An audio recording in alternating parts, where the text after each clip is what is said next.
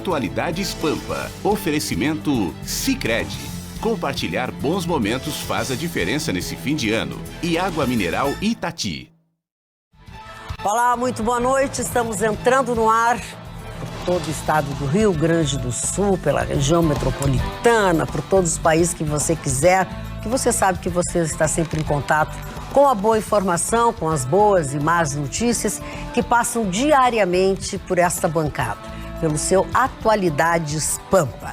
Mas o Atualidades Pampa traz, assim, já de imediato, acho que uma notícia legal para todo mundo. Não sei se você sabe, se vocês não sabem, eu vou contar agora. O Mercado Público de Porto Alegre fez a primeira edição do Festival de Carnes do Mercado Público.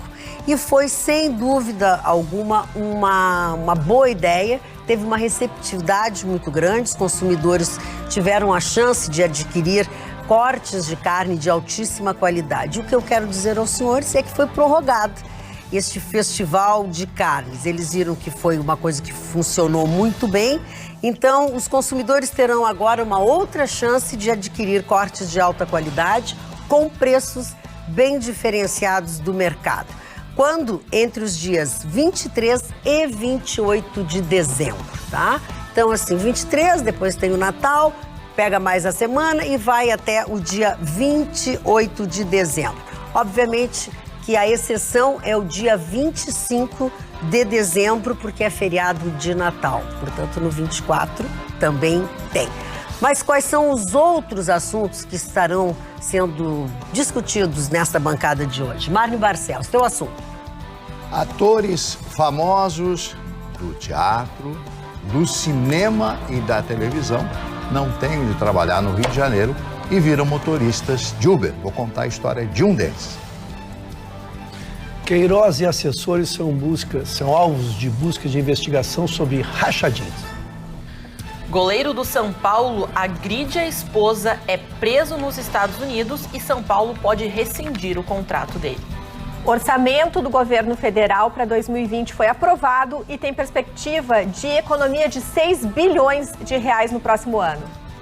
Déjà vu no futebol. Depois de 38 anos, o Flamengo encontra o Liverpool sábado na grande final Interclubes no Catar. França anuncia sua nova ferramenta contra a violência contra a mulher. Uma pulseirinha anti-aproximação. E depois de uma guerra jurídica, o ministro Dias Toffoli, do STF, caça liminar do ministro do Tribunal desembargador do Tribunal de Justiça do Estado do Rio Grande do Sul e vai à votação o PLC 503 na Assembleia Legislativa. Pois é, digamos que nós temos boas notícias hoje, algumas empurradas goela abaixo, né? Nós conversamos com vocês, acho que antes de ontem, quando eu falei na abertura do programa sobre o projeto, a intenção dos senhores vereadores de quase que na calada da noite, né, na finaleira dos dias de trabalho, eles tentaram passar uma aprovação, um aumento de salário para os vereadores, para o prefeito municipal de Porto Alegre e seus secretários. Algo que valeria só para a próxima gestão. Mas ontem, numa saia justa, a presidente da Câmara, Mônica Leal, disse que não sabia de nada, que não tinha ouvido, que não tinha passado por ela, mas isso ela decide. Resumo da ópera. Se a coisa tivesse certa e legal, ela continuaria, né? Mas como não era certa, e talvez até legal, mas não era de bom tom fazer uma coisa dessas no final do ano, não é verdade? Retiraram, então, parou a tramitação do projeto que estipula estes aumentos que eu citei. Então, assim, de olho vivo, pé ligeiro e a gente consegue ainda barrar algumas coisas. Nós vamos falar sobre mulheres agredidas, agressões, enfim, mas vamos começar com a tua que ainda é mais leve, a da pulseirinha, Marconi. Exato. Foi um anúncio feito pelo governo da França na tarde desta quarta-feira. A França, assim, só para pontuar, a França é um dos lugares que mais sofre com esse problema da violência contra a mulher. Foram mais de 210 mil casos considerados a cada ano, de todo tipo de violência. E chama a atenção muito da violência conjugal. né? Então a França tem esse problema pontual aí, e o Senado francês então aprovou um projeto que recebeu inclusive um apoio unânime da Assembleia Nacional durante a semana passada, quando isso foi à votação. É uma pulseira que emite um som, uma pulseira chamada de pulseira anti-aproximação. Essa pulseira já existe na Espanha. Os feminicídios acabaram apresentando resultados positivos no que diz respeito à queda desse número, ou seja, aparentemente a pulseira apresentou resultados. Muita gente critica porque assim que surge um projeto, começam a surgir, mas e quando acontecer tal coisa? E quando surgir tal situação? Que aí, é claro, no andar do caminhão as melancias vão se sentando. O que chamou atenção e que eu fiz questão de trazer foi uma frase da ministra francesa da Justiça, a senhora Nicole Belloubet, eu acho que é assim que se pronuncia o nome dela. Ela não está nos vendo, não vai ficar chateada. Não vai ter problema com o sobrenome dela. Pois é, ela disse uma frase que me chamou muita atenção e eu vou te ser bem sincero, eu não entendi. Então vamos lá, vamos ver se a gente em grupo consegue entender. Ela disse o seguinte: dependendo do consentimento do cônjuge violento, a pulseira pode ser ativada como uma penalidade antes do julgamento no âmbito de um controle judicial ou à margem de qualquer denúncia no âmbito civil de uma ordem de restrição. Eu juro por Nossa Sou parceira tua.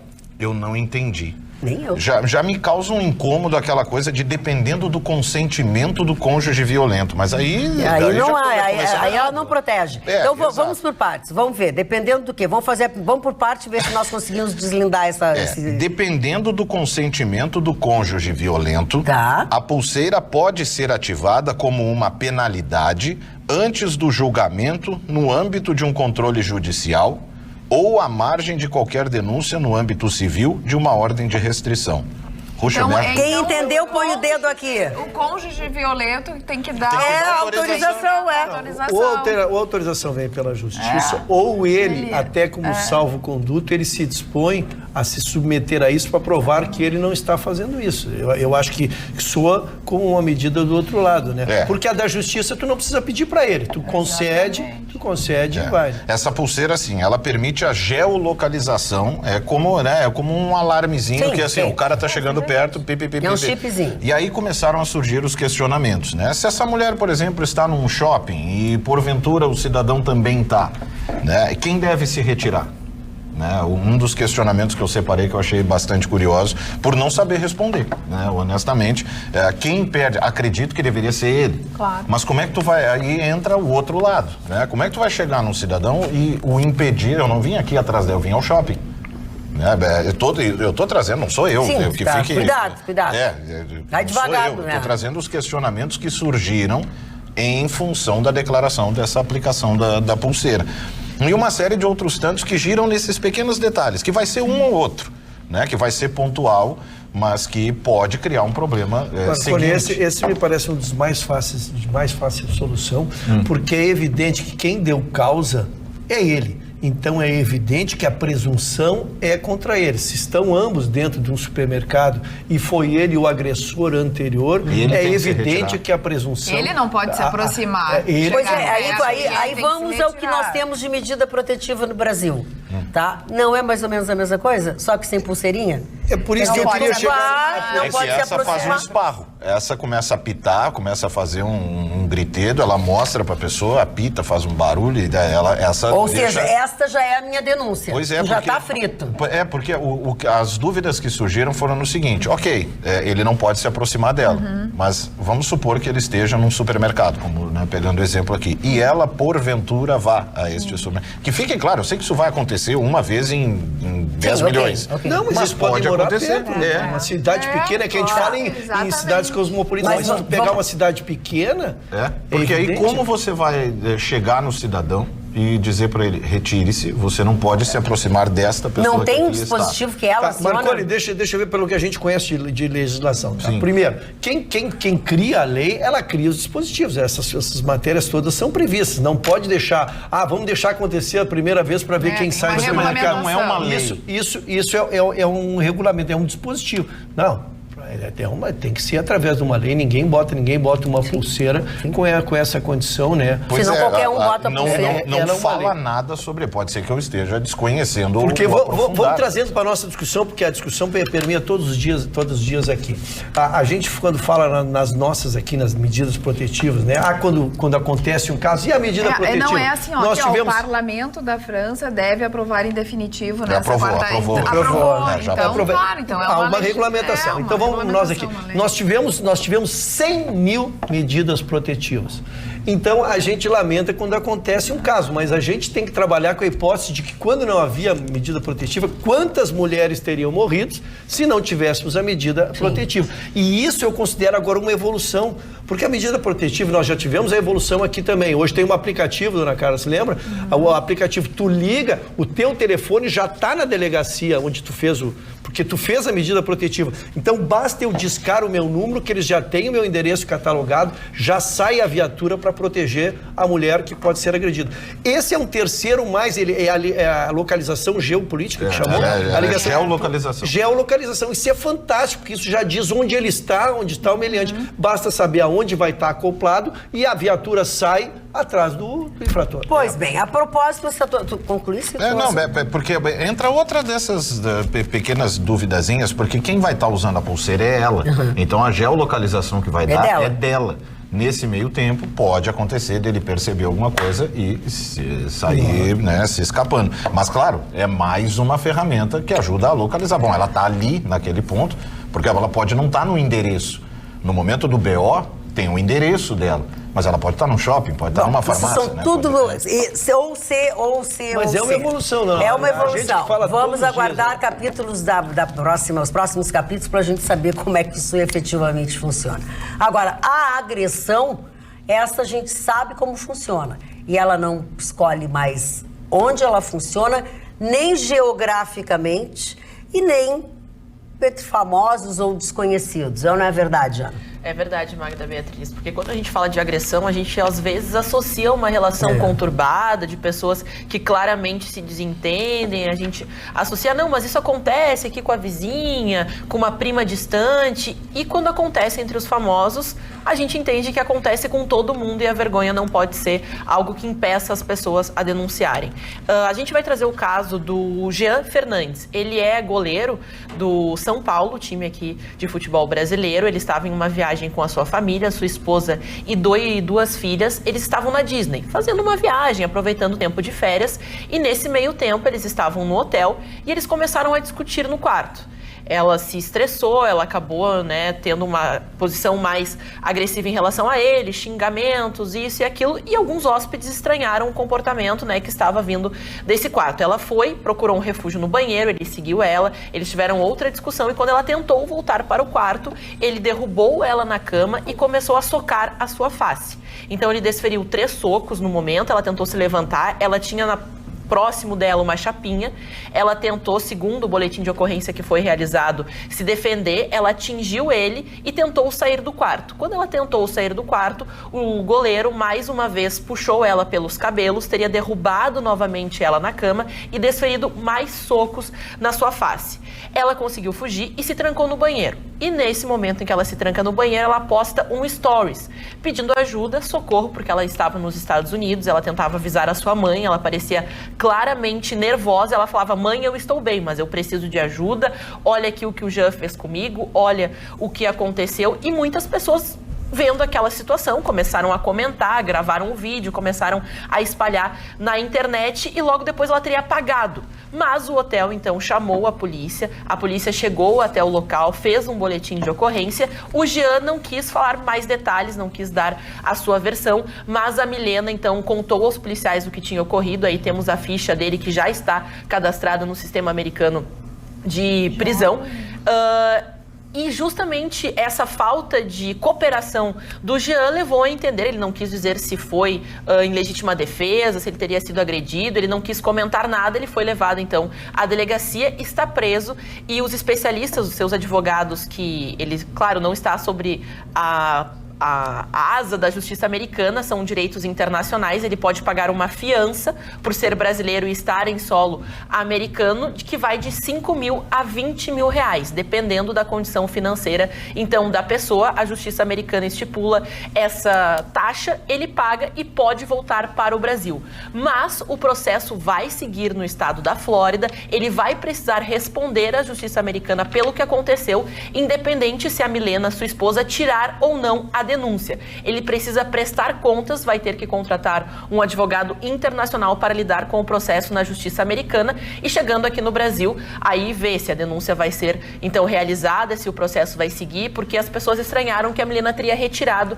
esse vídeo. E depois ela também sofreu uma ameaça do Jean através do seu Instagram, que disse: eu vou perder meu emprego, você quer que as suas filhas passem fome por causa disso? Ela também publicou esse print, esse momento em que ele dá essa ameaça: ou você fica quieta ou suas filhas não vão ter o que comer, o que deixou ainda a história pior.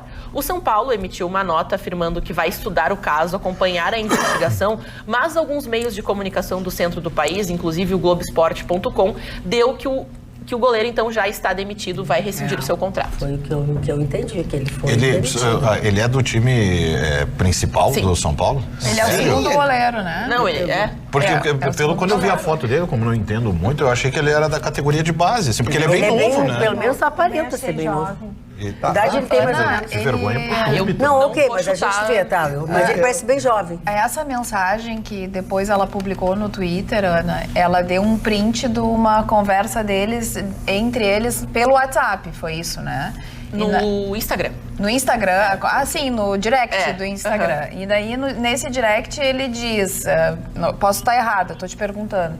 Ele diz, satisfeita, acabou com a minha carreira. Agora, os teus filhos, ou as tuas filhas, enfim, não vão mais ter o que comer. Tratando os filhos como se os filhos fossem exatamente só dela. Foi isso que aconteceu. A informação... E tu chegasse a ver o vídeo? A gente até pediu para nós temos o vídeo, mas a produção do programa acho que é melhor não mostrar.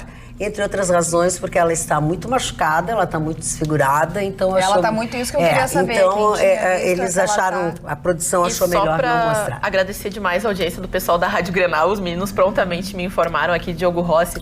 Ele afirma que 24 anos, então, e o São Paulo ainda está estudando. Muitos estão cravando a demissão do goleiro, mas ainda o São Paulo, né, através... Eu tive uma discussão na Rádio Grenal com os outros apresentadores, numa tese que eu tenho, que é uma realidade que as pessoas...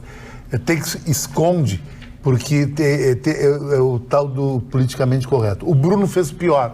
O Bruno matou, deu pros cachorros, fez horrores. E tu sabia, Magda, que eu li no jornal, o Bruno é celebridade lá em Minas Gerais. Eu não duvido. E o Pedro Espinosa disse, tu tá propagando o quê, Chicão? Não, ele é celebridade, ele sai na rua, todo mundo quer fazer selfie com ele. É uma barbaridade. É uma barbaridade. É uma sociedade doente. Mas é verdade, isso aí. Não, mas não adianta, Chicão, dizer que o Bruno fez pior, que matou, que esquartejou, que deu... Não adianta. O outro também fez errado. O outro se bateu do jeito que a mulher acusa ele de ter batido. O O.J. Simpson sabia que ele matou... Antes de ele matar a mulher, ele dava surras homéricas na mulher. E ele era o ídolo do futebol americano ainda. Exatamente. Vai explicar a cabeça humana.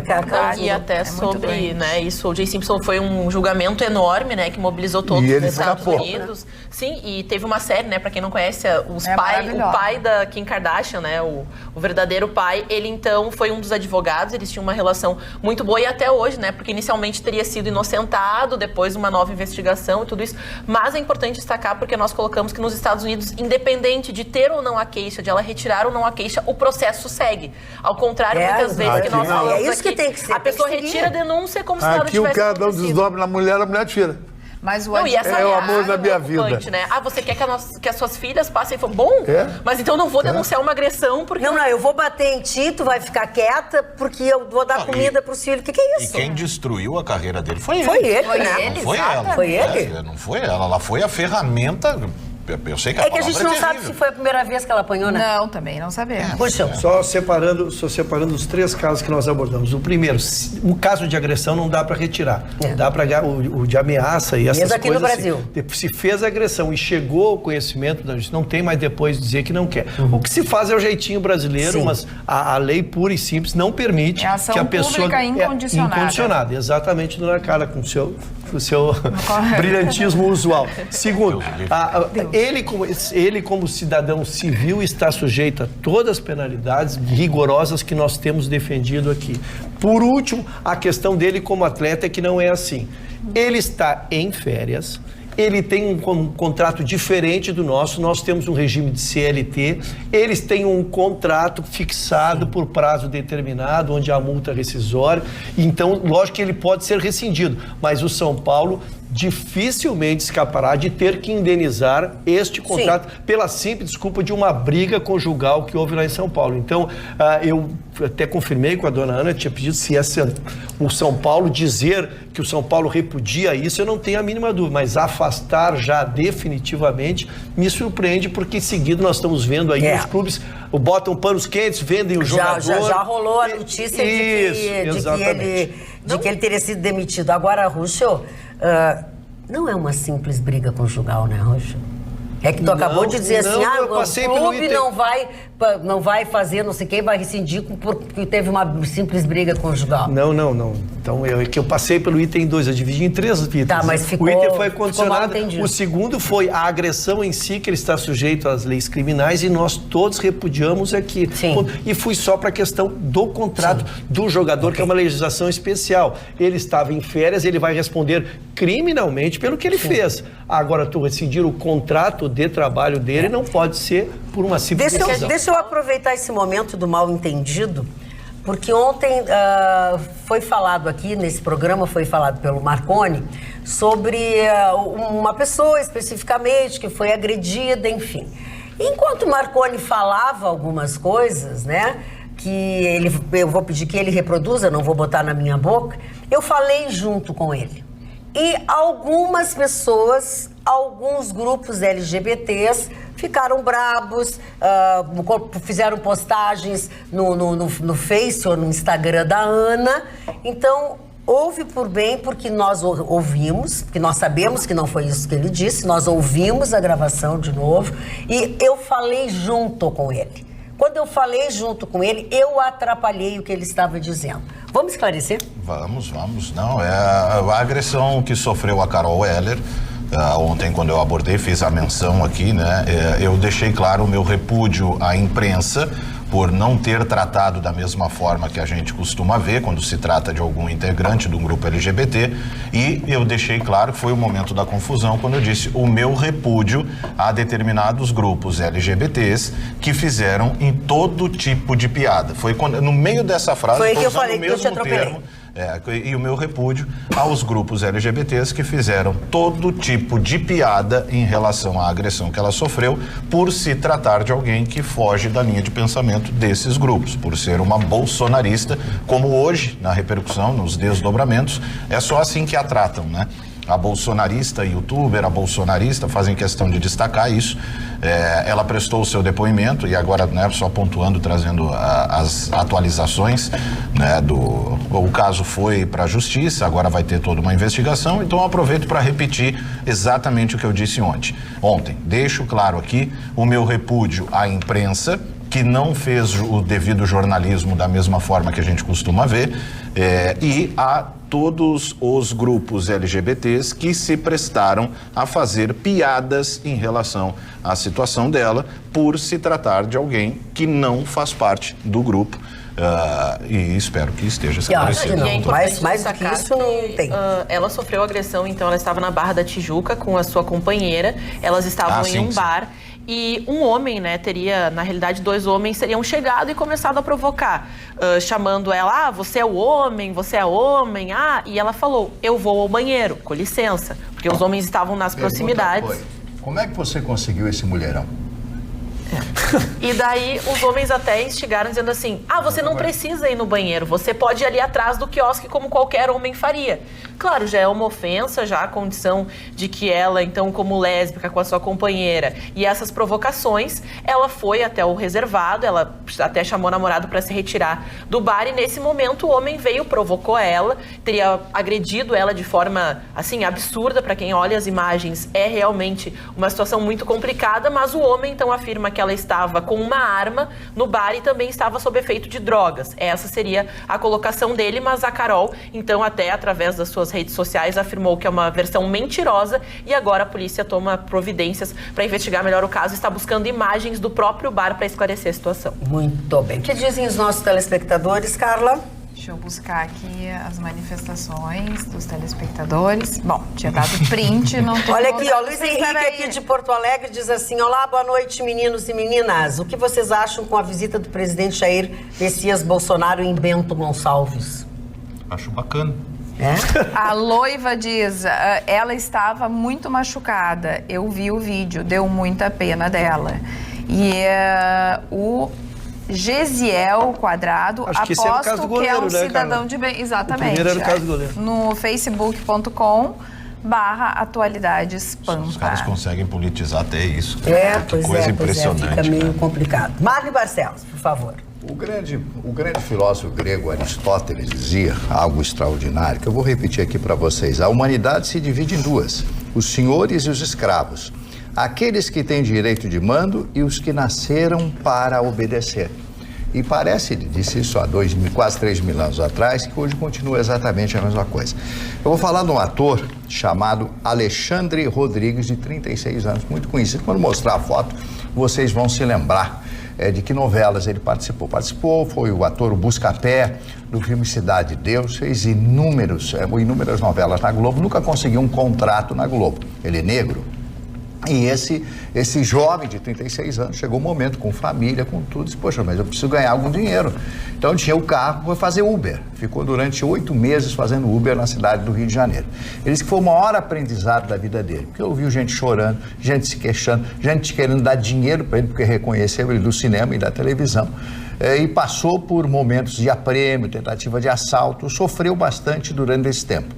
E ele diz que o sonho dele é ainda ter um contrato fixo com a Globo, embora só o chamem para fazer papel de escravo, para fazer papel de motorista, para fazer papel de segurança, nunca para um papel para ser um protagonista, nem um antagonista, mas sim apenas um coadjuvante. Está aqui a foto dele, publicada na revista Veja, para que vocês lembram desse cidadão e para que mais uma vez eu volte a falar da escravidão, porque a escravidão continua dentro dos corações. Todos nós temos uma relação com a escravidão. Aqueles que são negros têm dos seus antepassados que eram os escravos. E aqueles que são brancos têm dos seus antepassados que eram, evidentemente, os donos dos escravos. Então, qualquer um brasileiro sabe disso. A população de negros no Brasil, de pardos, mulatos e tal, chega a 53%. Quer dizer, 53% dos brasileiros têm cor negra ou quase negra.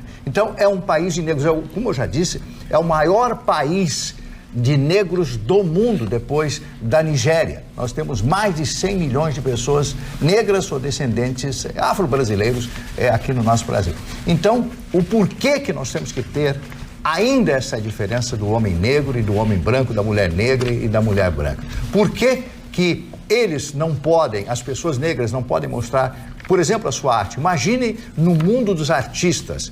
As pessoas que veem televisão, que ouvem rádio, que ouvem isso, isso é uma maravilha. Aí aparece o Bruno Galhaço com uma mansão de 80 milhões de reais, o Faustão se diz 85 milhões, um apartamento ali na região do Jardins de São Paulo, 85 milhões por um apartamento de 2.000 metros quadrados, 3 andares, garagem para 20 carros e assim por diante. Mas isso é 1, 2 ou 3. A grande maioria dos atores que vivem na televisão do Brasil, eu tinha amigos e amigas, né, que trabalhavam nos programas humorísticos, era R$3.000, R$2.000 por mês. Eu não vou dar os nomes aqui porque isso não interessa, amigos pessoais meus. Um já faleceu, que é o Carvalhinho, foi uma figura, fazia alguns momentos importantes da televisão humorística do Brasil.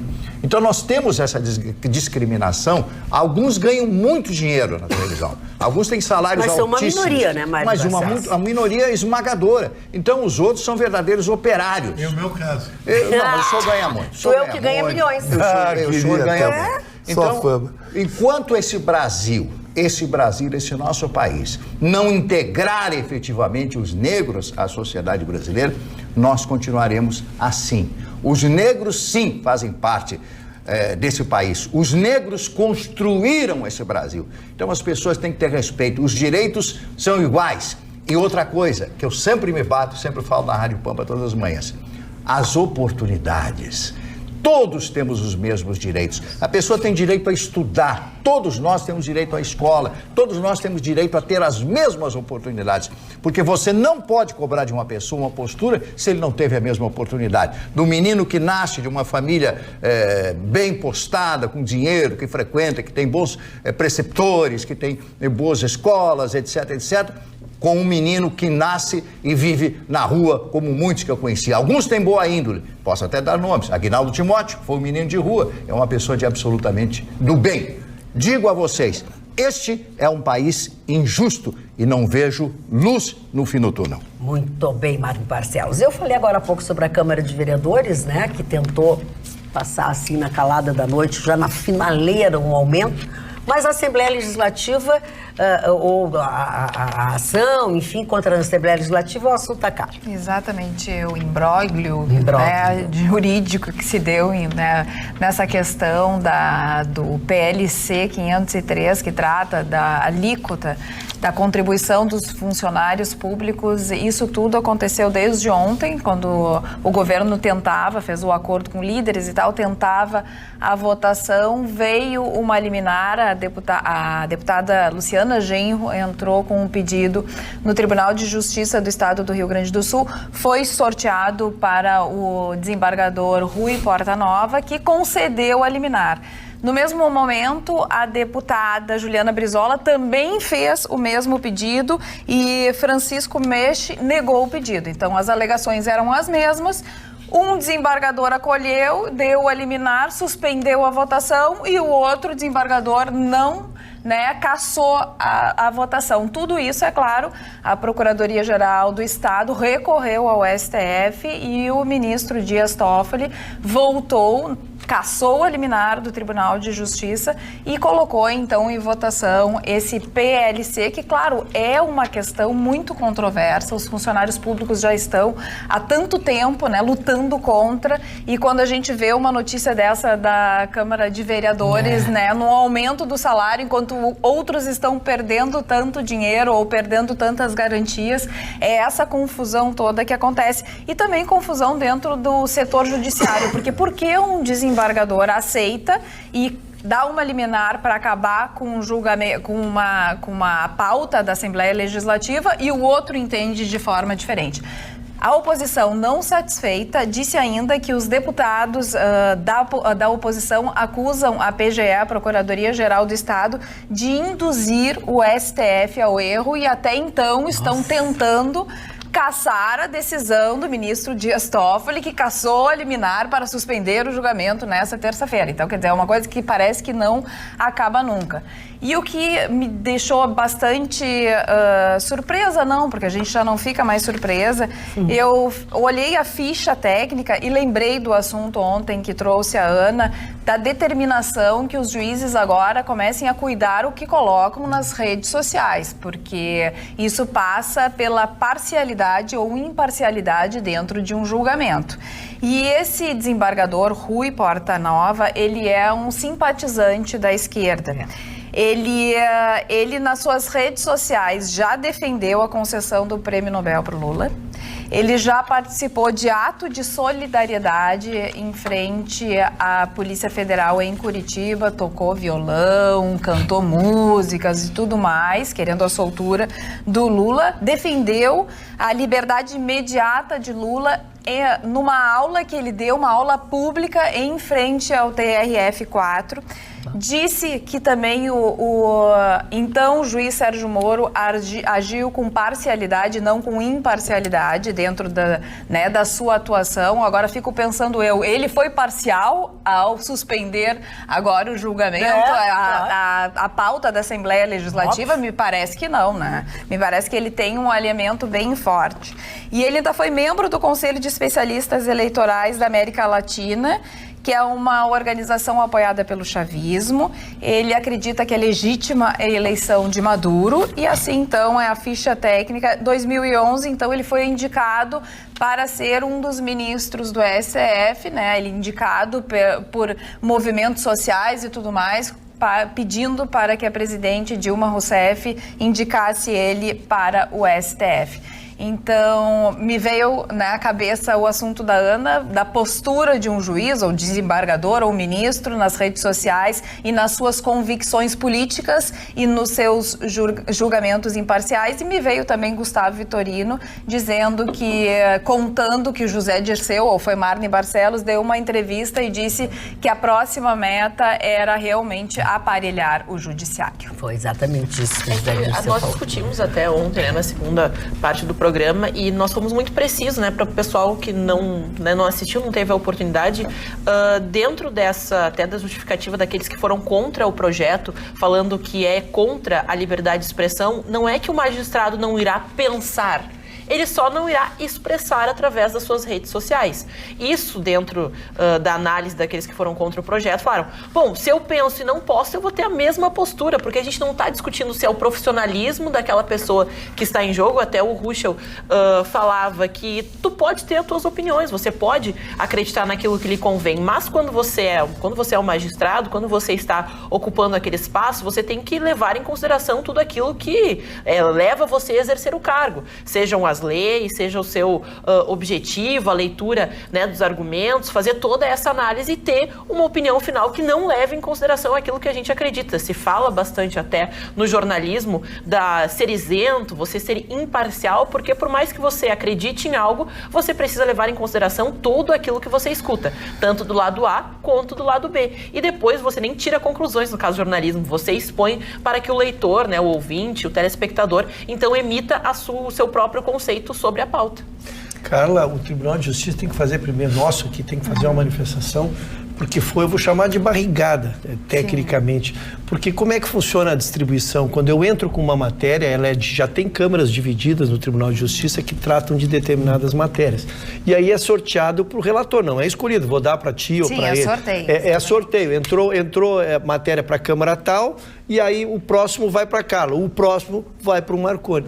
É impossível que a distribuição não tenha pego uma matéria que ela é clara, é evidente do que se trata, é este plano tal, que tenha se recebido duas ações e não ido para o mesmo relator. Sim, então é erro técnico. Fica prevento. É erro técnico. Então vai sair uma notinha lá do Tribunal de Justiça dizendo que houve um erro e aconteceu, todos nós podemos errar, eles erraram. Então essa é uma matéria. Segunda, é um exemplo maravilhoso do que nós discutimos ontem aqui. O juiz, não que ele perca a individualidade, ele é ser humano como nós, mas se ele quer ser ativista, que ele vai fazer ativismo político, né? Agora, se ele quer juiz, ele se preserva para a sua isenção. Ou, aí foi o exemplo que nós criamos e a Ana me lembrou aqui, quando eu disse, então, te declaro impedido. Claro. Olha, eu não vou falar essa matéria porque eu acredito que a solução... Né? Porque ele pode. A solução do Brasil, para mim, é só por esse lado aqui, então eu quero que seja por esse lado. Então, ele se declara impedido. Agora, o que a gente tem visto, lamentavelmente, ninguém se declara impedido. O problema é que a gente também se baseia numa utopia do que a gente desejaria, porque o ideal seria o quê? Você ter a liberdade de se manifestar e a gente poder ter a certeza e a confiança de que no exercício de seu trabalho você vai ser isento. Como eu vou fazer uma analogia meio boba, a Ana pode me ajudar. Por exemplo, um narrador de futebol que declara a público a sua torcida por determinado time, mas que no momento de trabalhar se apresenta como isento. Porque na cabeça do cidadão fica uma confusão. Porque, afinal de contas, por exemplo, vamos pegar a declaração do presidente da OAB, que também a gente já presidente nacional. Presidente nacional da OAB nacional. Que deu aquela declaração. Nós já debatemos aqui o que né, até o Ruschel se posicionou dizendo o seguinte, não, mas ele deu, aquilo ali é o lado pessoal dele, é uma declaração particular, não interfere no exercício do seu trabalho, não representa a opinião. Bom, ok, pontuamos assim. Mas então a declaração postada por um juiz, aí ele já não é mais, então, pessoal. Então nós vamos ter que saber o que é, afinal. Ou a gente permite que alguém se declare, independente do lado que for, né, mas deixe claro o seu posicionamento e confia que no exercício do seu trabalho ele vai agir de forma isenta, ou não. A partir do momento que você botou o crachá de uma instituição, cale-se. Eu não gosto dessa opção. Eu prefiro acreditar na utopia de que o cidadão vai ser isento. Né? Eu prefiro. Sei que é impossível. Então, na falta de alternativa, cala-se os... Marconi, o tema é tão importante que depois da discussão que tivemos aqui, primeiro que eu fui muito criticado naquela minha opinião, né, publicamente, e depois nós tivemos uma reunião do Conselho da OAB, a Conselho Regional, do qual eu faço parte, e dentro do próprio Conselho fica muito controvertido, tem muitos colegas que discordam desse. A minha única tentativa de explicar que essa distinção que tu fez, é que tem matérias que a OAB se posiciona, matérias estratégicas, e essas ele não tem poder de decidir sozinho. E essas, por isso que eu disse, há um Conselho Federal que vota e diz, e citei até um exemplo, a lei o que se levou para o Supremo na questão da segunda instância, um dos proponentes da ação foi a OAB. Aquilo o Conselho Federal votou, e aí sim, tu concorda ou não concorda, fica brabo ou não fica brabo, aquilo... Agora, o que o presidente diz da boca dele, que se ele acha que o melhor é A, é B, é C, é essa distinção que eu quis fazer, mas respeito, evidentemente, eu não consegui ser claro naquele... É que ele deveria dizer, olha, essa opinião é minha. Não é do Conselho, não é da OAB Nacional, é minha. Isso assim. No momento que ele não diz, Roxo, lógico, ele está falando pela Organização Internacional. Mas eu acho, dona Magda, mesmo ele dizendo, ele está linkado. Não, ok, mas é uma ressalva. Se ele quer dizer, ele tem que pelo menos ressalvar os demais. O Trump chega em rede nacional, na NBC em Nova York. Eu vou dizer uma opinião minha, não é dos Estados Unidos, que eu sou presidente, é uma opinião pessoal minha. Eu não gosto de brasileiro. Automaticamente, os Estados Unidos não gostam de brasileiro. Mas é isso aí. E a gente também, sobre a explanação, né, do Marconi também, sobre essa temática, na entrevista a gente também não sabe o que foi discutido, se não foi pensado. A gente sempre fala, né, do jornalismo caça-clique, do intencional, do fake news. Isso é que vai dar manchete. Então vai lá, recorta essa colocação, bota de uma maneira que o texto construa o pensamento a entender que é a opinião da OAB. Então a gente tem que ter muito cuidado também com os veículos que nós selecionamos para consumir. E como o Marconi, ele usou o exemplo do futebol, e eu sofro um pouco isso, todos os meus colegas que não são identificados, e diz basicamente o que o certo conselheiro disse que, bom, se eu não sou e direita nem esquerda, mas qualquer coisa que eu postar, eu vou dar a abertura ao entendimento de alguém que vai achar que eu sou aquilo. No esporte nós vivemos isso. Às vezes, quando eu falo lá no Duplo em Debate, mas eu acho que o Renato tem que sair. Daí vem os gremistas, tu é muito colorada, não sei o quê, tu é muito gremista. Gente, é o mesmo assunto e mesmo assim tem divergência de colorados e gremistas que acham, tu é isso, tu é aquilo. Então eu falo assim, a gente não precisa dizer o que é. As pessoas subentendem e já vão pra cima e não querem nem saber. Eu não sofro, dona Magda. Tu não sofre? Eu torço pro Flamengo, pra Juventus, pro Boca Juniors. Não vou pra chinelagem, eu não entro. Tá, senhor Marni. Eu vou só fazer um pequeno comentário a respeito disso. Nós vivemos num país de mamulengos. Mamulengos é um boneco, títeres. Você não pode ter opinião. Amor é tudo títere. Não pode ter opinião contrária. Todas as pessoas estão procurando pelo em ovo. Qualquer coisa que você diga, não é bem assim. Esse é comunista. Você fala de um lado, é comunista. Verdade. Daqui a pouco fala do outro, você é de extrema direita, esse camarada é maluco, tem que morrer, sabe essas coisas todas. Eu fico espantado com isso, com o clima de ódio que existe no Brasil, na sociedade brasileira. Qual é o caminho que nós estamos trilhando? Onde nós vamos chegar? E essa é a pergunta que eu já fiz hoje aqui. Ninguém sabe onde nós vamos chegar. Um país maravilhoso, rico, o país mais rico da Terra. Nós temos 12% a mais de terra. O problema é o povinho, querido. Põe 200 milhões de sueco aqui. Importa, pega esses 200 milhões de brasileiros e manda para Escandinávia. Mas nós temos que nos preocupar. É isso aí. O problema é o povo. Mas não adianta. Mas então vai fazer o que com eles o povo? arrumavam então vai isso ficar aqui. nesse fricassê. Olha, Oscão, eles arrumavam isso da noite pro dia. Mas então ele fica nessa lenga aí. Mas não tentaram fazer isso, não deu muito certo, né? Deu uma Segunda Guerra Mundial. Deixa o Mário concluir, por favor, depois vocês comentam. O grande problema é isso aí. Você não consegue terminar nada do que fala, porque olha aí, o Brasil é assim. O Brasil é assim. Aí o Chicão já ficou esbaforido. Fiquei com raiva. Quase caiu. Por isso que eu falo pouco. Essa coisa. Então é isso aí, é a realidade do Brasil. A pessoa, quando você concorda, tá caro. Aí tá bonzinho, aí legalzinho esse cara. Aí você não concorda. É verdade. Esse é um mau caráter, um vagabundo. Sabe de onde é que nós herdamos isso aí? Chicão tem razão, da cultura portuguesa. Eu fiz esse teste dezenas de vezes em Portugal. Chegava num bar, por favor, uma biquinha. Uma biquinha, um cafezinho. Uma biquinha. E o fulano de tal, perguntava o fulano de tal, o Fontes, sei lá, esse nome veio à cabeça agora. Esse gajo é uma nota 10, gente boa. Aí o português me olhava e dizia, o senhor tem razão, é uma pessoa maravilhosa esse gajo e tal. No outro dia eu chego lá e o Fontes, eu não gosto muito daquele, o senhor também tem razão. No outro dia, então isso é uma herança dos portugueses. Os portugueses são profundamente críticos. O dia que Maurício Nassau perdeu a guerra dos Emboabas, o Brasil perdeu o futuro dele. Era a Holanda. A Holanda. Que tem um ditado na Europa que diz assim, primeiro tu vai para Portugal e depois tu vai para Europa. Quem disse isso foi Juca Chaves, foi proibido de entrar lá. Ele chegou, Juca Chaves disse, meu amigão. Quem diz o que quer. O Juca Chaves gravou um disco no Brasil e dizia assim, aquela voz dele, eu fui para Portugal, de idade de Portugal eu fui para a Europa. Proibido de entrar em Portugal. Eu e a Iarinha. Ele está até hoje, né? Brincadeiras à parte, a violência, infelizmente, está cada vez maior em todos os lugares. Eu quero prestar os meus sentimentos à família Jeremia, em especial ao Paulo Jeremia, com quem convivo já há alguns anos dentro da Federação, pois o irmão dele, um dos irmãos dele, o empresário Camilo Jeremia, de 54 anos, que morava em Bento Gonçalves, estabeleceu toda o seu trabalho. Ele começou como garçom, eu lembro dele, inclusive aqui em Porto Alegre. Ele foi sócio de coisas da cidade, da família, depois saiu de algumas, mas ele foi brutalmente assassinado hoje em Bento Gonçalves.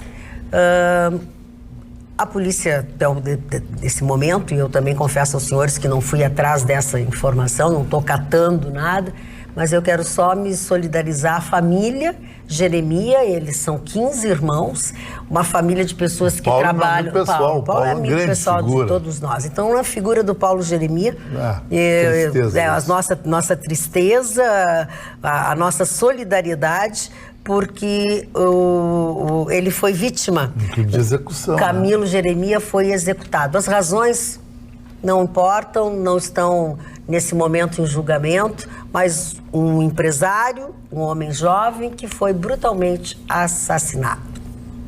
Esperamos que a polícia saiba, consiga chegar até quem matou o Camilo Jeremia. Os nossos sentimentos à família. Eu recebi um telefonema de um conhecido nosso, ainda nessa área que você está tratando, o seu Mário Costa, que é amigo seu. O Mário é meu amigo do tempo de muito amigo.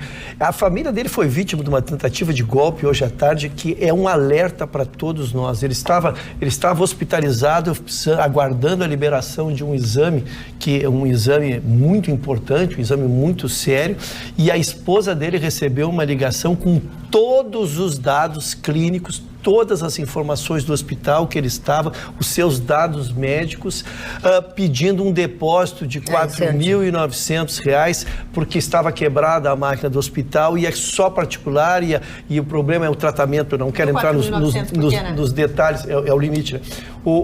Então não quero entrar nos detalhes da doença em si, mas fizeram tudo isso.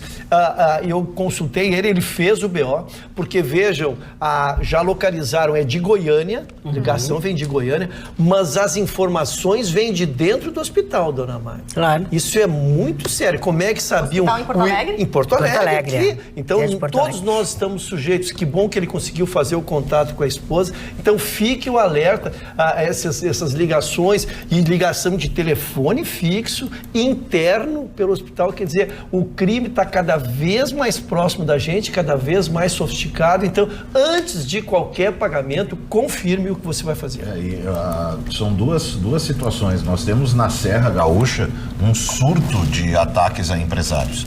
De sequestro violento, tentativa de assassinato, roubo, tem um surto na região serrana, e essa questão dos dados é a fragilidade do digital. Ele botou o dado, ele entrou num sistema que de alguma forma ele possa ser transmitido daqui a pouco daqui para o plano de saúde. Você tem depois dali, meu velho, os caras dissecam os sistemas, eles têm acesso a dados. Eu recebi uma ligação de um cidadão me vendendo uma lista de CPF. Assim, de Uberlândia, 034. Eu atendi, e assim, tal, começou com um papo, e ele disse, eu tenho uma proposta, estou fazendo um negócio e tal, não sei o que. Primeiro era para vender seguidor de rede social.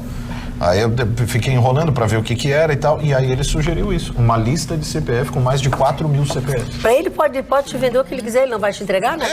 Ele quer o teu dinheiro? Bom, no centro, nas proximidades do camelódromo, eu fui abordado por um cidadão me vendendo folha de cheque. Perguntando se queria assinado ou não. Barbaridade. Folha de cheque, perguntando que E a polícia não estava por ali? Rodando porque ali? no camelódromo ali. É a mesma coisa que você quer falar com o EPTC? Não consegue. Vendendo atestado. Atestado é mato, É por isso que essas operações de inteligência da polícia, que a gente tem elogiado tanto, a Polícia Gaúcha tem dado show pelo país afora, que sempre que se desbarata uma quadrilha, se pega 25, 30 pessoas. Porque hoje não adianta pegar só o Ruxo, né? Tem que pegar com quem o Ruxo está se comunicando, para onde vai o dinheiro, quem é que recebe, quem é que manda. E essas operações de inteligência têm sido isso. Vejam, aí, dona Maria, pega um plano de saúde, pega um hospital todo e Goiânia, de onde vem a ligação. Veja por onde está ramificado esse tipo de golpe. É muito sofisticado. E às vezes Agora tem assim, ó, nesse caso do Mário Costa, ele fez bem, porque a polícia pede que a gente... eu cobrei dele, foi o que eu cobrei. Lembra que eu caí no golpe aquele do me empresta dinheiro, do não sei o quê? E eu disse, eu não vou fazer e tal, não sei o quê. Não, aí o nosso como é que é o nosso colega, o Benhur Marchiori, insistiu que eu fizesse. Quando eu fui fazer, o delegado me disse, eu digo, pois é, estou ocupando... Ele disse, não, dona Magda, não, a senhora tem que pensar o seguinte, esse dinheiro saiu da sua conta bancária e foi para a conta bancária de vigaristas. Amanhã ou depois, a polícia está investigando ou pega algum deles... A sua transferência de dinheiro está na conta deles. Como é que a senhora vai explicar? A senhora vai dizer, não, mas eu... Então ele diz, agora a senhora tem um registro. Sabe? E jamais me passou isso pela cabeça. Agora a senhora tem um registro, a senhora tem que registrar que no seu banco a senhora foi, não sei o quê, peça pro seu banco também, tá aqui, a polícia tá aqui. Por quê? O seu banco vai ser chamado, né? E quando o seu banco for chamado, vai chamar pela senhora e a senhora tem aqui a prova. Dou 2 dias para os vigaristas estarem fazendo a transferência, eu meu.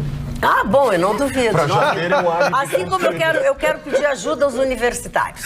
Eu tentei hoje, sem sucesso, mais de 30 minutos falar com a IPTC, tanto o telefone, aquele que socorre a gente, ou que vai lá multar a gente, a assessoria não consegui falar com ninguém. Eu tenho falado aqui nas empresas construtoras que estão demolindo a cidade de Porto Alegre, com buracos, com crateras nas ruas, mas na rua Ildefonso Simões, ali na esquina do Instituto Ling, eles estão construindo uma coisa magnânima. Tinha 9 ou 10 caminhões parados no mesmo tempo, pegando inclusive à esquina, e tu não consegue passar. Porque eles passam dos dois lados. Não adianta, depois que encerra o serviço, passarem uma aguinha lá para lavar a calçada. Não, a gente não consegue passar. Congestionamento na esquina do Instituto Ling, porque a construtora, eu me dei o trabalho de contar, tinha 9 caminhões numa construção, numa rua deste tamanho, não é bairro, não é lugar. O mais grave é perto daquele posto da IPTC que tem na Cristiano Fischer. Sabe o que me disseram? Que a IPTC já tinha passado lá 2 ou 3 vezes, porque é caminho para eles irem para o posto deles. E não faz nada? Nada! Nem atende o telefone. Nem atende o telefone. Telespectador, você não atende o telefone da dona Magda, que é a mulher mais poderosa. Não sou poderosa. Não sou poderosa nós, simples mortais. Não sou poderosa. Eu não sou poderosa. Eu só acho assim, ó. Só o Vitorino isso gosta. Falta de respeito com a população. É um absurdo. É falta de respeito com a população. Eles estão destruindo as vias e agora também atrapalhando o trânsito. Imagina uma rua desse tamanho, uma rua atrás do Farroupilha. Tá? E o Ildefonso Simões Lopes, é onde eu vou no meu cabeleireiro. Eu, Magda Beatriz, estou reclamando. E multar o Marconi, porque eles têm ciúmes do Marconi. Tem ciúmes do Marconi. Bota uma roda aro 19 que eles aparecem. Eles aparecem, Não. Bota, Não. para o carro, botou a rodada 19, eles aparecem. Eles aparecem. Agora, de LED vidro fumê, pelos 9, 10 caminhões da construtora, olha, parece que buzina e ainda fazem assim. E não pros atende teu caras. telefone. Isso é um absurdo. O que é isso? Isso é o mais absurdo. É o mais absurdo que tem. Eu não tenho atendido. Imagina um cara comum, cara. Nem, Cara, vai te sabe, deitar. um CPF. Roberta, vamos botar moral nesse negócio. Mas eu preciso dizer, ninguém me atendeu no EPTC. Nem a assessoria de imprensa. Depois eles vêm correndo. Ai, mas o que foi? Não precisa perguntar pra mim. Pergunta pros funcionários do EPTC. Aqueles que passam pelo Ildefonso Simões Lopes, que vem da Cristiano Fischer. Eles sabem. Marconi, vítima. Eles passam todos os dias ali 2, 3 vezes, ó. Que se rale. Roberta, vamos falar de dinheiro. Tem coisa boa pra falar de dinheiro? Temos coisas graças boas a Deus, e só nem tenho tão bronca boas, hoje. mas nós temos o principal quando a gente fala de dinheiro, que é trabalhar com verdade. Nós precisamos olhar os números reais, sejam eles bons ou sejam eles ruins. Há perspectivas boas e há, obviamente, uma situação ruim. A gente vem de uma situação de... Enfim, a nossa maior recessão foi 2014 e 2015. O governo novo iniciou há poucos meses, vai fechar um ano, e é o primeiro orçamento do presidente Bolsonaro, do governo Bolsonaro, que foi aprovado no Congresso Nacional nessa semana. Vai passar por uma sanção, né, a sanção presidencial, e aí vai ser implementado. O orçamento é importante porque ele delineia as metas e também os limites daquilo que se arrecada e daquilo que se gasta. É como o orçamento doméstico das nossas casas, só que numa versão nacional. Eu estou falando de algo em torno de 3 trilhões e 600 bilhões de reais, que é o montante de dinheiro que ao longo de 2020 o governo vai arrecadar e vai gastar. Qual é o cenário de 2019? Há ainda números a ser fechados. Eu apresentarei aqui novamente o que foi a economia de 2019 adiante, mas alguns dados a gente já tem. Que dados são esses? A inflação, conseguimos manter ela abaixo da linha da meta. Ou seja, era para a gente ter uma inflação em torno de 4,25, nós vamos fechar o ano com 13,86 como inflação oficial. Essa situação de inflação baixa, infelizmente, ela vem porque a economia está lenta. As pessoas não têm dinheiro para consumir, então a inflação fica baixa. Só que a inflação baixa permitiu que os juros ficassem mais baixos. Com isso, começou a acelerar a economia. A taxa Selic, que no início do ano era de 6%, ficou 6,5%, ela foi caindo, na metade do trimestre do ano foi a 4,5%, foi a 5,5% e agora fechou em 4,5%. Com isso, estimulou o crescimento do PIB. Quando nós iniciamos o ano, havia uma perspectiva de crescimento zero do nosso PIB, que é a nossa riqueza, toda a riqueza que a gente produziu no ano de 2019. E, aos pouquinhos, com essa retomada, nós tivemos um crescimento que foi pífio, mas foi melhor do que era o esperado. Agora nós vamos fechar, tudo indica, com um PIB de 1,12% ao ano. Quer dizer, qualquer crescimento do PIB tem que ser valorizado. O que nós temos de orçamento, então? O salário mínimo foi aprovado e fechou em R$ 1.031. O rombo estimado das contas públicas, ou seja, aquilo que não tem dinheiro, aquilo que vai ficar ali no cheque especial do governo federal, nada mais do que 124 bilhões de reais. Hoje, escutando o ministro Paulo Guedes, ele trouxe várias alternativas e ele acredita que ao longo do ano que vem, esse rombo vai diminuir em torno de 90 bi. Tomara. A previsão de PIB para o ano que vem, oficial, 2,3%. A inflação prevista, eles querem como meta 3,53%. Bom, essas são as avaliações. O que também eles aprovaram de dinheiro? 29 bilhões ficou para o Bolsa Família. A saúde recebeu 125 bilhões para gastar. A educação, 95 bilhões. E também o que eles definiram como fundo eleitoral, 2 bilhões. E eles não aceitaram uma proposta do Partido Novo que queria baixar em 1 bi. Não fecharam, mas ficou em 2 bilhões e não em 3 bilhões. Bom, o governo está acreditando que vai haver uma economia de 6 bilhões pelo seguinte: esse orçamento foi fechado, já prevendo nesse orçamento essa bagatela de 6 bilhões a menos, baseado na perspectiva de aprovação, ainda no início desse ano, da chamada PEC de urgência, que eles chamam, a PEC emergencial. O que é isso? É uma PEC que prevê jornada de trabalho e salário de servidores públicos em regime de urgência diminuídos. Então, eles conseguem fazer com que União, estados e municípios, quando entram em crise fiscal, eles acionam esses gatilhos e reduzem essas despesas obrigatórias. Eles acreditam nisso, então assim, na verdade, eu pessoalmente, aquilo que ainda não está definido, eu não coloco em orçamento. Mas, tomara que a gente consiga.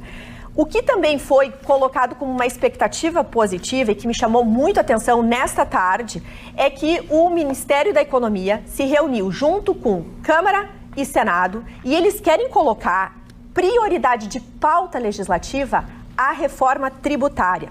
O Ministério da Economia busca esse consenso porque existem 2 reformas tributárias tramitando, uma no Senado, outra na Câmara. Eles querem unir numa única só e eles vão colocar numa comissão mista, unificando essas 2 propostas. Se isso ocorrer, os dados e cálculos chamam a atenção porque vão impulsionar a nossa economia e nós podemos crescer até 3%. Se isso acontecer, se o nosso PIB chegar a 3%, vamos ter muito mais emprego, vamos ter muito mais renda, vamos ter uma perspectiva fantástica para 2021, né? Juntando com aquilo que a gente tem estudado, o que eu tenho estudado dentro do Ministério da Infraestrutura, baseado naquilo que a gente percebe dentro de várias secretarias do Ministério da Economia. Sinceramente, eu estou muito esperançosa, ainda que eu não coloque essa economia de 6 bi por enquanto. Acho que até o final do ano, né, temos ainda mais uma semana, alguns dados bem relevantes vão fechar para a gente ter números mais potentes. Mas tudo leva a crer que possamos entrar em 2020 com muita expectativa. Eu fiquei muito preocupada. Por quê? Porque o Paulo Guedes defendeu uma criação sobre um imposto de transações pela internet. Pode mudar o nome do CPMF. Exatamente, a taxar a transação digital. Quer dizer, o que a gente mais faz hoje é a transação digital.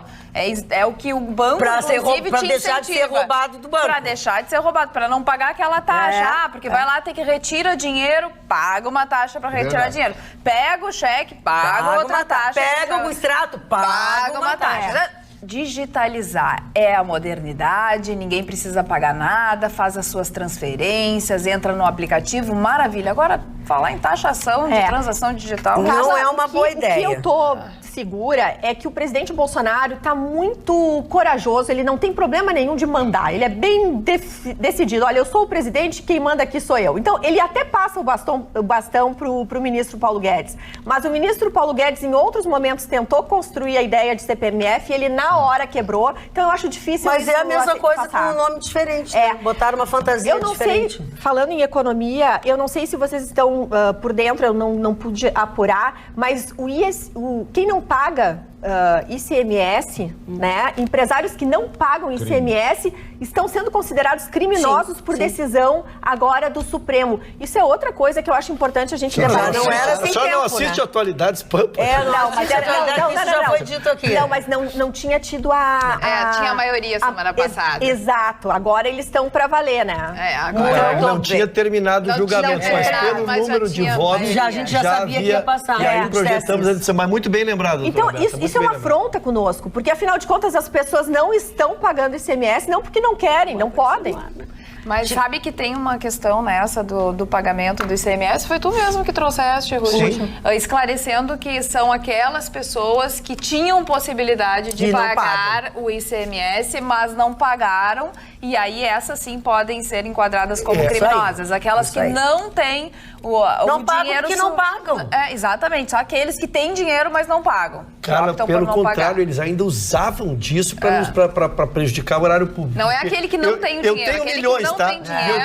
Eu não tô conseguindo a negativa porque eu preciso fazer o negócio. Eu vou lá, faço o acordo da primeira e pego. E não pego mais porque a única penalidade ela era civil, não era criminal.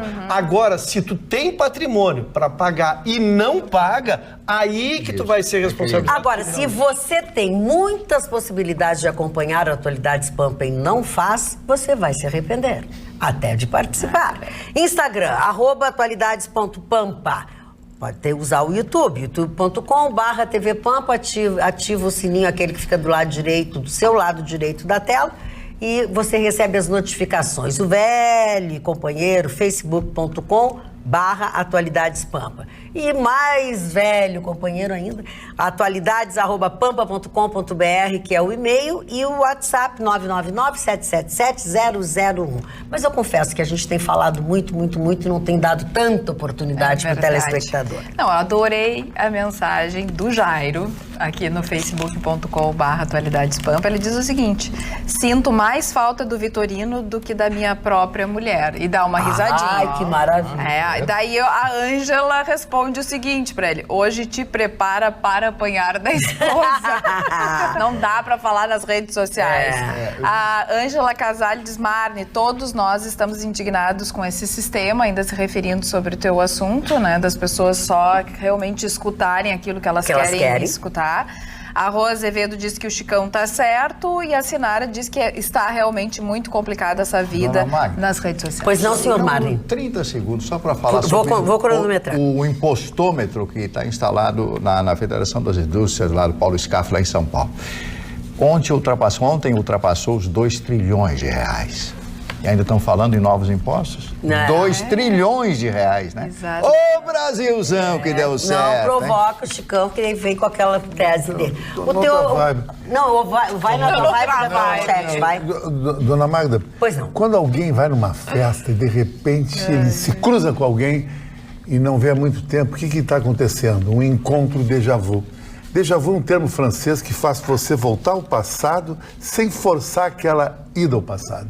Tem até um filme muito conhecido com Denzel Washington, que Antoine Fuqua, ele é o diretor, fala que ele se apaixonou por uma mulher e a mulher morreu, ele entrou num túnel do tempo para voltar, um estilo déjà vu. E hoje aconteceu no futebol o primeiro déjà vu da história do futebol que eu me lembro. Em 1981, o Flamengo decidiu com o Liverpool a final Interclubes em Tóquio, ganhou de 3-0.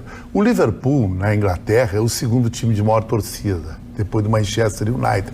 No mundo, ele é talvez o maior, ele tem mais torcedor na Tailândia que na cidade de Liverpool. É um time marcado pelas tragédias, a tragédia de Anfield, que morreu vários torcedores, e aquela famosa tragédia do estádio Rei Balduino na final contra a Juventus, que morreu 89 italianos imprensados, briga de torcida. O Liverpool foi proibido de participar de competições internacionais. O termo hooligan vem das torcidas do Liverpool. Inclusive o Liverpool, quando entra em campo, é de chorar. É uma coisa fantástica. Tem a música Welcome There Rain, Nunca Vou Deixar Você Sozinho, de Gary Pacemakers. E muita gente pensa, o Liverpool, o time dos Beatles. Não, os Beatles torciam pro Everton, o outro time da cidade. E esse Liverpool ganhou mal hoje, jogou muito mal para ganhar dos mexicanos. O melhor jogador em campo foi o goleiro do Liverpool, que é um brasileiro, o Alisson. Isso que o Liverpool jogou sendo seus titulares, papapá. Vai jogar contra o Flamengo no sábado, vai se reeditar essa final de 38 anos atrás. Esse jogo é o jogo da vida do Flamengo. O Flamengo ganhou, ele saiu do patamar brasileiro.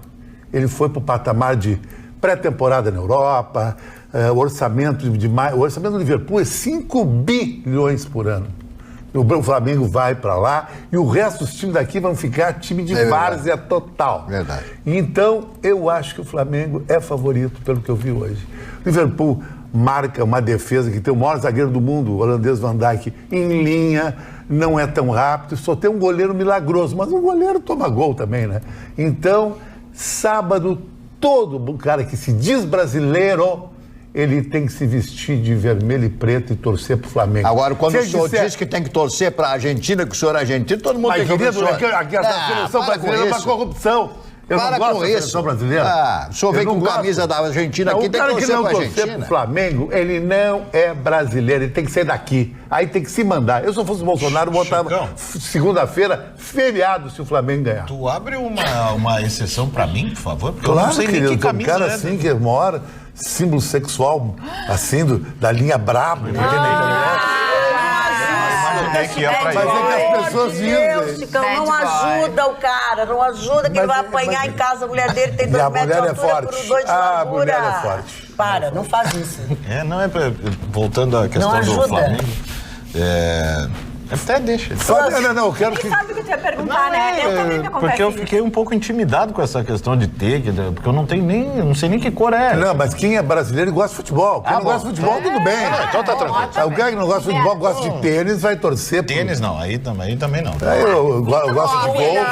O negócio dele com tênis é que ele quer ganhar do amigo secreto um tênis. Eu também queria. É a única coisa Eu que calço tem. 47, é difícil de achar. Não mas tem, aí- nós vamos ter que mandar fazer na varca. Na vaca.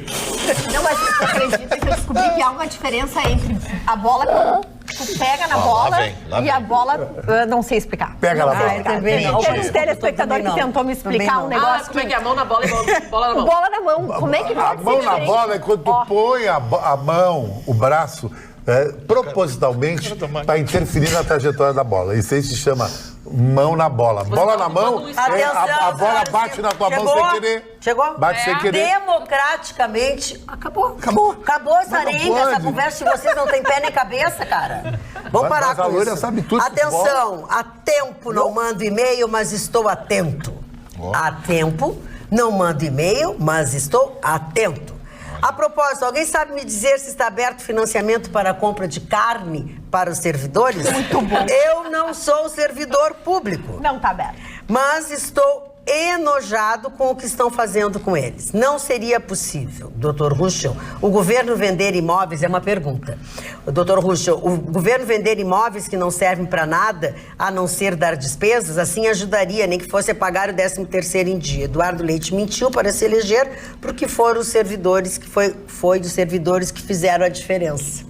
Sim, a sugestão dele é uma bela A gente sugestão. já Tem falou várias, sobre tem várias áreas que nós temos. Tem que já que a estão maioria, em vias de ser vendidas. em vias de ser vendida. A grande dificuldade é que a maioria já foi invadida, né? Estão abandonadas. Esse que é o problema. E podendo provocar. Eu fico feliz que, felizmente, parece que foi atualizado os salários de outubro e novembro, não é isso, dona Maria? Acho que ainda não. Sendo concluídos. Estão sendo concluídos, estão sendo. É porque a gente sofre que fala no funcionário público, que a gente sofre, seja ele municipal, estadual, federal. Novembro tá pago. Porque só quem recebe em dia para valorizar o que seria não ter recebido aquele pagamento. Agora, o governo diz que se não acontecer esse aumento nas alíquotas, que realmente o caixa está furado e que se não conseguir fazer toda essa aprovação desse projeto e tal, que eles chamam não como um projeto do governo Eduardo Leite, mas um projeto do Estado do Rio Grande do Sul, para conseguir organizar as contas e tudo mais, não vai ter salário, vai atrasar 3, assim. 4 meses. Vai continuar Essa assim. foi a fala hoje do secretário das finanças, enfim. Ele disse que não vai ter dinheiro agora da Fazenda. Obrigada, Magda. Mas, ao mesmo tempo, os professores aceitarem já que ganham tão pouco e que vão ter que pagar mais ainda, é difícil, né, Magda? Não é uma situação fácil. Que a gente está garimpando onde não há, já não tem, já tem realmente, bom, não só os professores, brigadianos, né, os funcionários que já não estão recebendo em dia, que já ganham um pouco e ainda tem que pagar um pouco mais de alíquota, fica difícil. Pois é, Carla, é um mato sem cachorro, né? Exatamente. E ele está tentando. O que o secretário da Fazenda alega é que hoje em dia o Estado do Rio Grande do Sul, desde 2017, se não me engano, tem uma liminar para não pagar o governo federal. Se cai a liminar para pagar, eles têm que pagar bilhões e bilhões. Depois não tem mais o tal do caixa único, já está raspado. Os depósitos judiciais que o Ruschel lembrou que começaram lá, né, pegar esse dinheiro dos depósitos judiciais lá do Tarso Genro, também não tem mais dinheiro. Então ele disse assim, acabaram as fontes, não tem mais da onde tirar. As fontes já estavam quase secas no Sartori.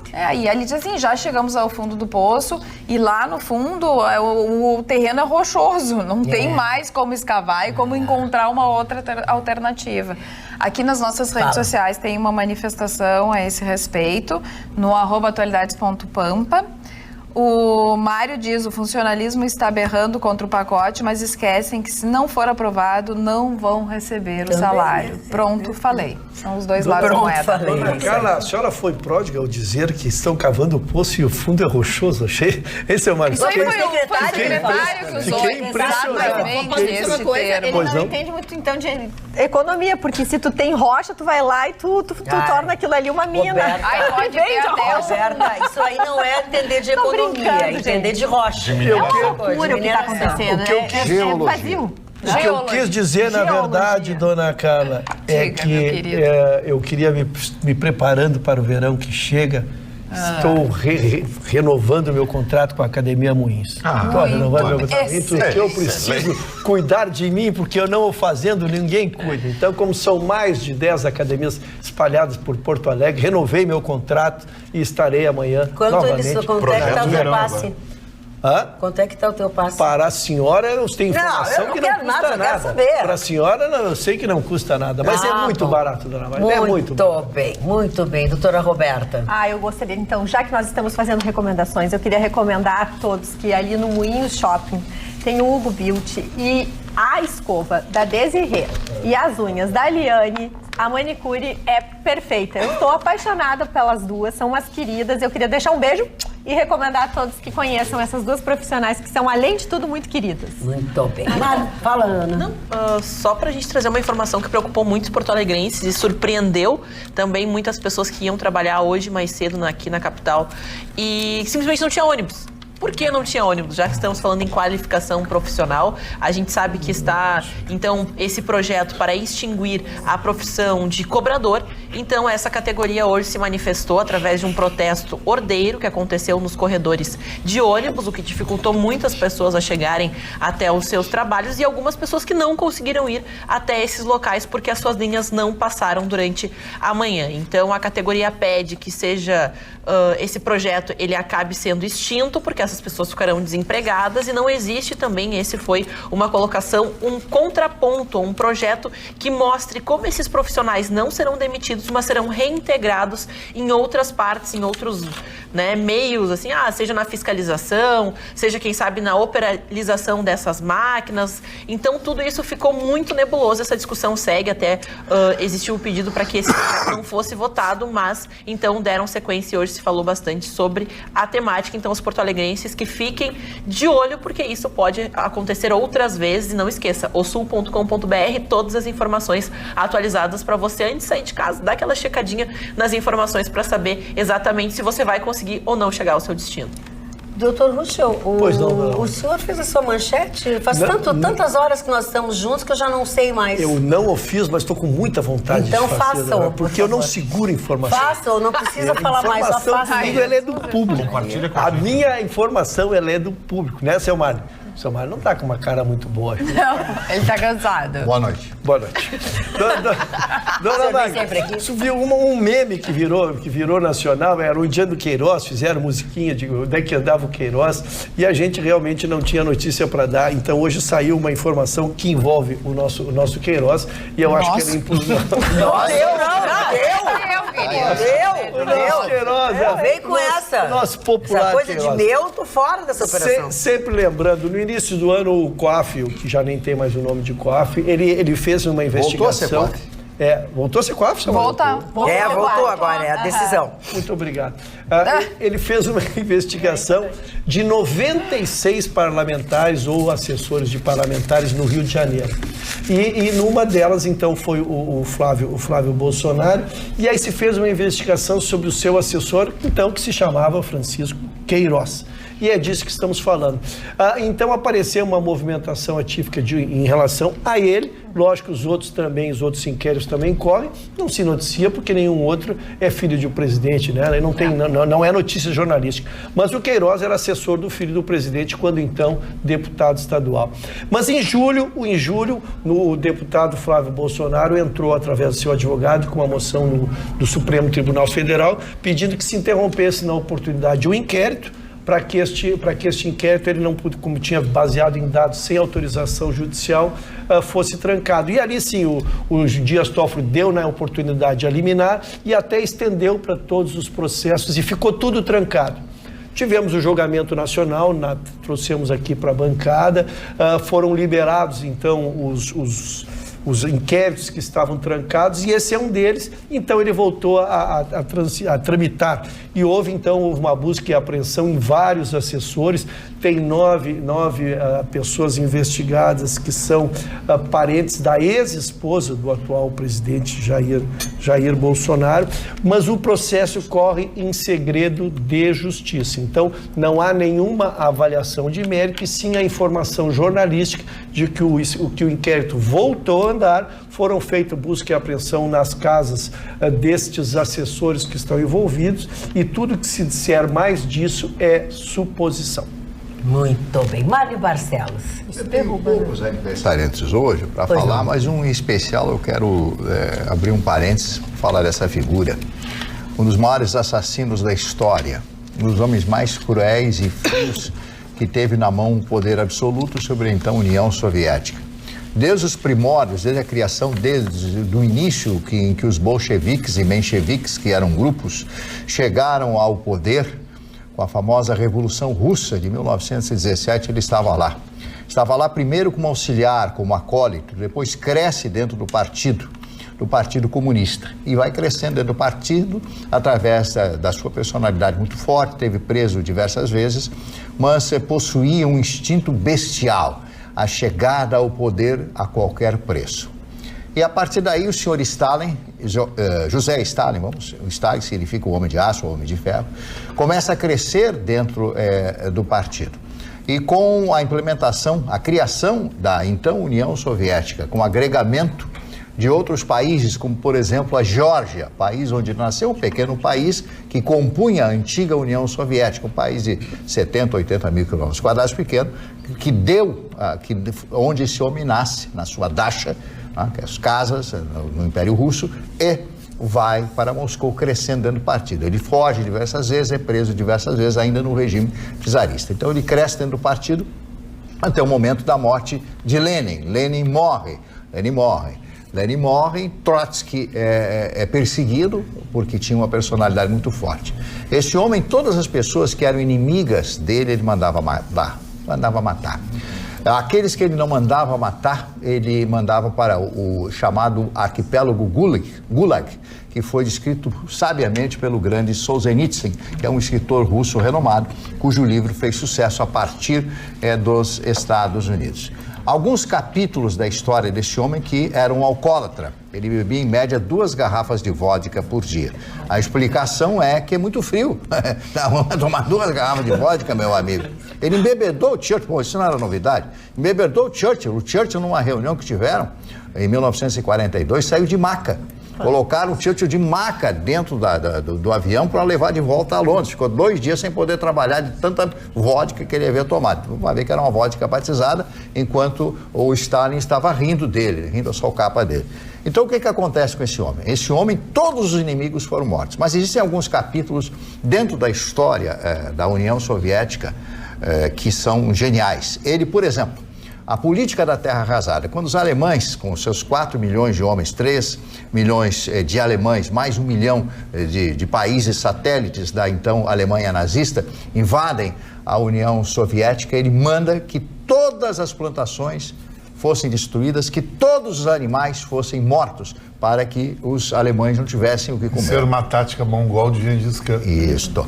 Aí, a partir daí, ele começa a refrear o movimento nazista, a chegada até Stalingrado, Volgogrado e outras cidades, porque, se as pessoas não se dão conta, o exército nazista chegou até as portas de Moscou, como Napoleão. Napoleão chegou a Moscou, só que não tinha ninguém para entregar o poder, e o Napoleão teve que voltar, porque ninguém entregou o poder. Olha só, ele ganhou, mas perdeu. Bom, mas voltando a esse homem, um dos crimes mais famosos cometidos por ele, além de quando ele recebia a lista daqueles que deveriam ser fuzilados, ele olhava que esse aqui eu conheço. Riscavam do lado para que a pessoa fosse executada na manhã seguinte. Oh, que legal. O famoso massacre de Katyn. O massacre de Katyn, vou ser bem rápido, aconteceu na Polônia quando oficiais, milhares de oficiais, soldados e inimigos políticos dele, aqueles que falavam mal, os faladores, falavam mal, foram executados. e foram, nesse lugar chamado Katyn, foram enterrados e colocado por cima deles cal. Isto foi descoberto ao final da Segunda Guerra Mundial.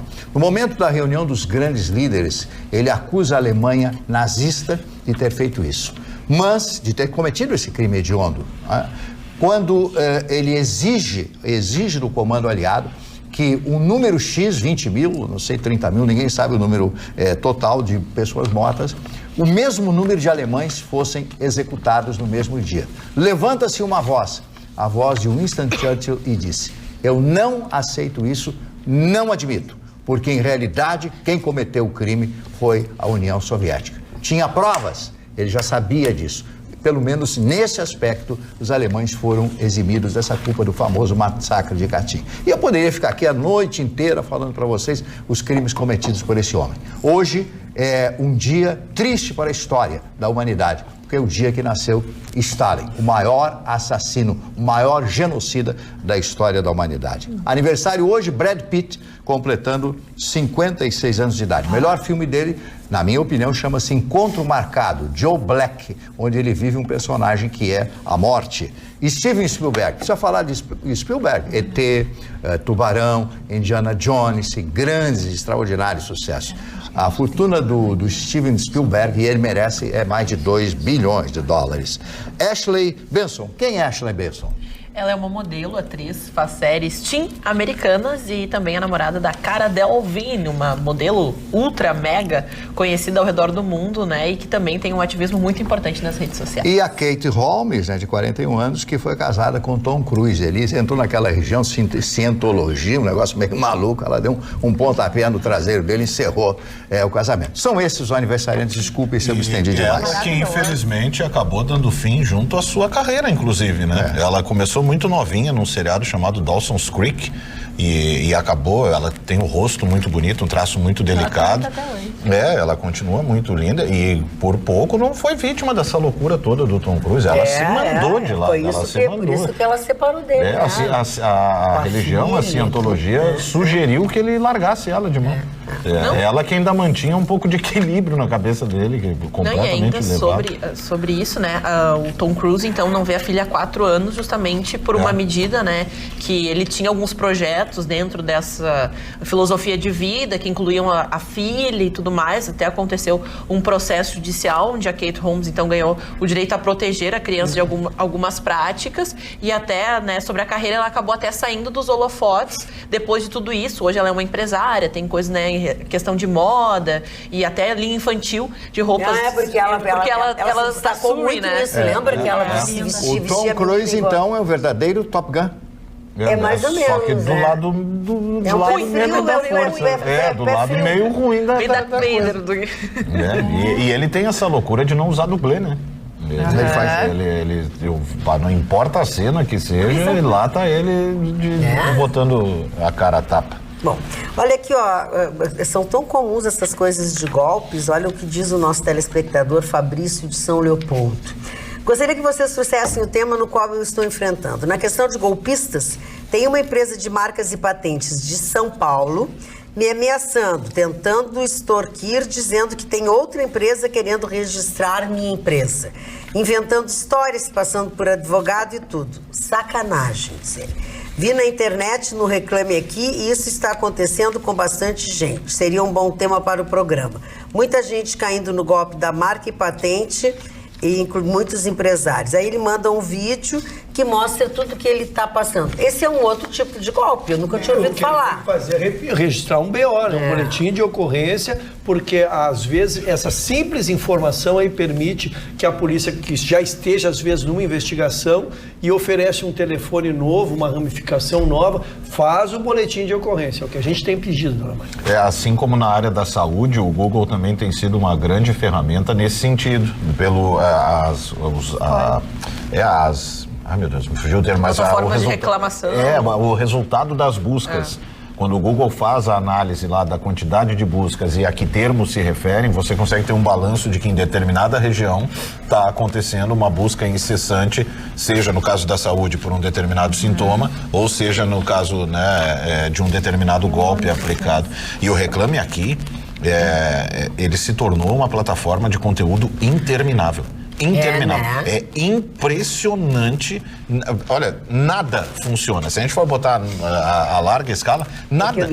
Toda empresa tem um reclame. Toda ela tem. Eu acho que é um aspecto. Agora tem muita gente mau caráter que faz essas coisas. O doutor Google, que é fantástico, as pessoas confundem, consultam o Google e vão discutir com o médico. O médico é que sabe. É verdade.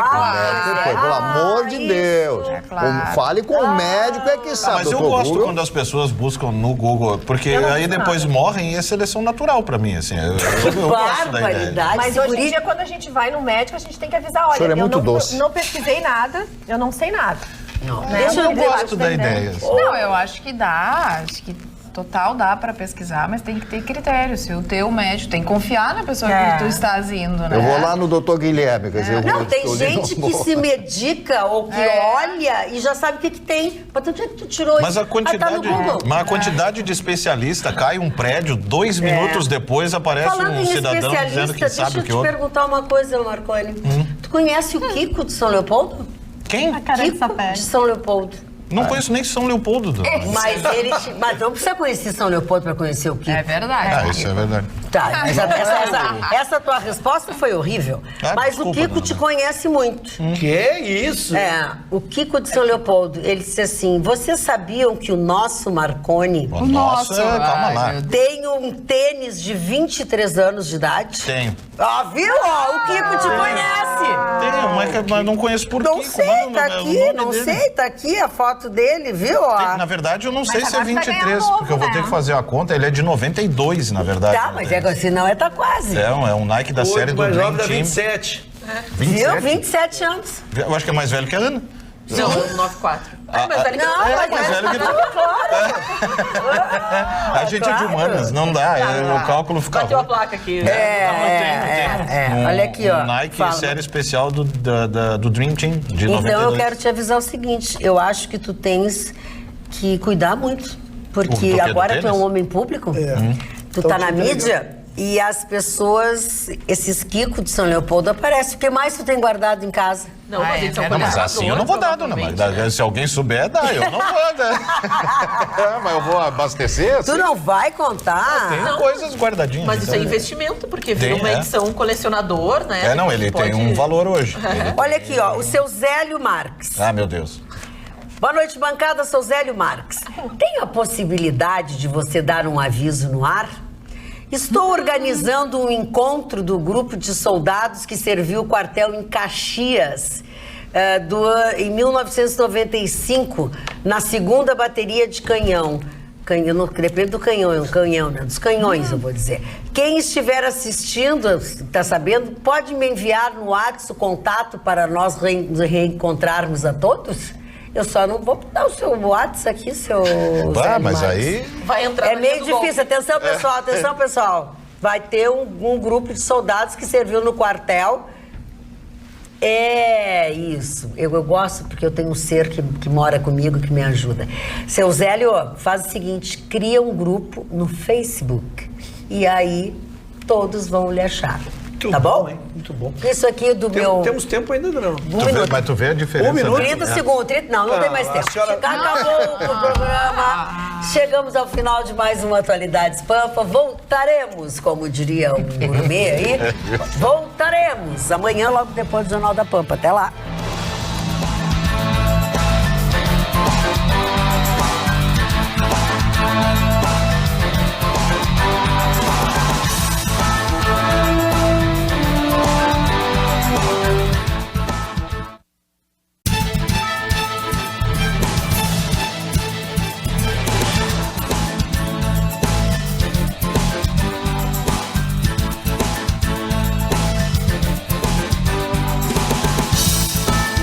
Atualidades Pampa. Oferecimento Sicredi. Compartilhar bons momentos faz a diferença nesse fim de ano. E água mineral Itati.